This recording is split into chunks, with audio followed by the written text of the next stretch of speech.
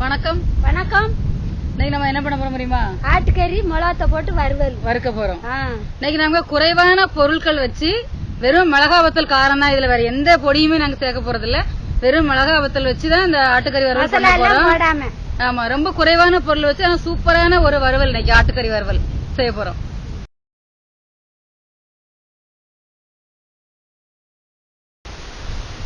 பெரியமா இது எவ்வளவு கறி பெரியமா?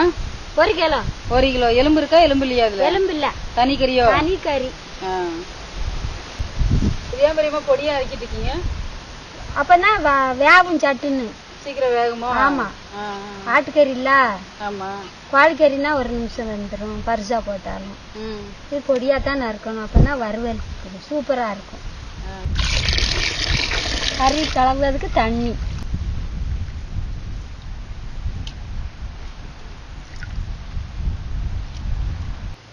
இப்போ 1 கிலோ மட்டன் வாங்கியிருக்கிறோம் நாங்க. அதுக்கு 30 காஞ்ச மிளகா வத்தல் எடுத்திருக்கிறேன். 1 ஸ்பூன் கடுகு எடுத்திருக்கிறேன். பெருஞ்சீரகம் தாளிக்கிறதுக்கு. அது மாதிரி பட்டை கொஞ்சமா ஒரு 4 ஏலக்காய் எடுத்திருக்கிறோம் தாளிக்கிறதுக்கு. எண்ணெய் 150 நல்லெண்ணெய் எடுத்திருக்கோம். அது நல்லெண்ணெய் ஊற்றி செஞ்சாதான் இந்த வறுவல் ரொம்ப நல்லா இருக்கும். மிளகா வத்தல் மட்டன் வறுவல் நல்லா இருக்கும். அப்புறமா தக்காளி புளிப்புக்கு ஒரு 6 தக்காளி எடுத்திருக்கேன். சின்ன தக்காளி அப்படின்னால புளிப்புக்கு ஒரு 6 தக்காளி எடுத்திருக்கிறேன். அவ்வளவுதான் இதுக்கு தேவையான பொருள்.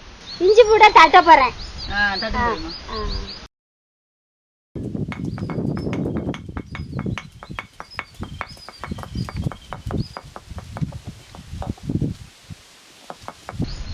வெள்ளாங்க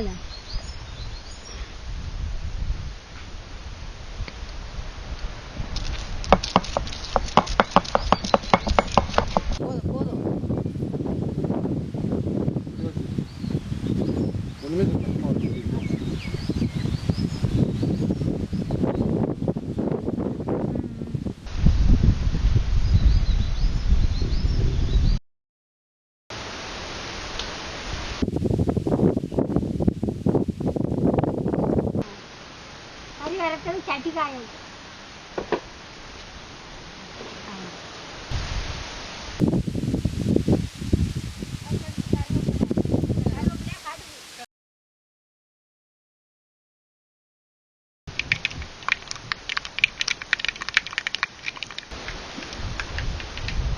கருவேப்பிலை போடும்.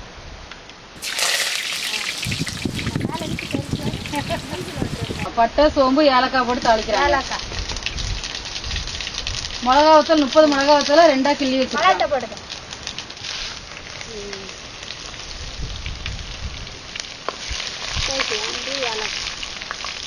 போடுறோம் பிரியமா?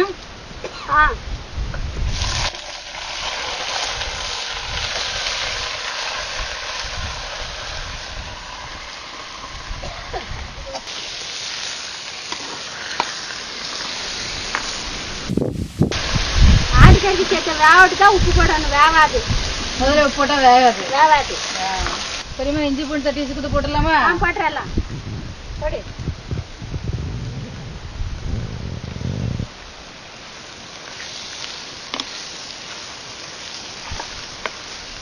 பெரியமா தக்காளி எப்போ போடலாம்? இஞ்சி பூண்டு வாசம் போட்டு. இஞ்சி பூண்டு வாசனை போன முறை போட்டுடலாமா? போட்டுட்டோம். இப்போ தக்காளி ஃபர்ஸ்ட் விட்டுருவா பெரியமா?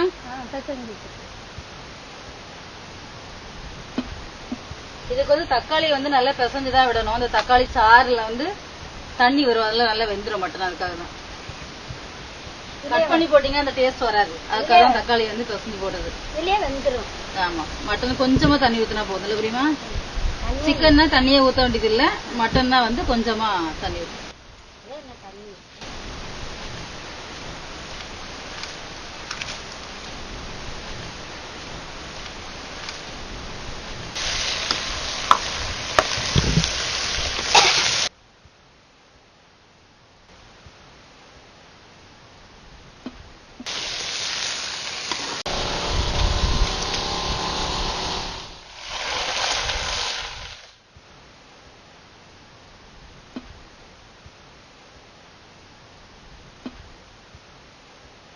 இப்போ நான் மட்டன் தேவையான அளவுக்கு உப்பு போட்டுட்டேன்.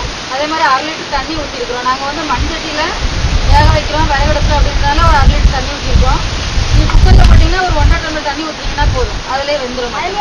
குக்கர் 5 விசில் தானே? ஆமாம், சீக்கிரம் வெந்துடும். இந்த மாதிரி நீங்க சட்டியில வேக வைக்கிறீங்க அப்படின்னா தண்ணி வந்து ஒரு 1/2 லிட்டர் ஊத்திக்கோங்க. சரியா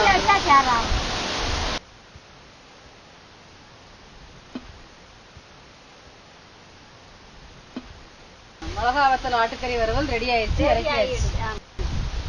நல்லா பார்க்கவே அட்டகாசமா இருக்கு. சாப்பிட்டு பார்க்கலாமா பிரியமா?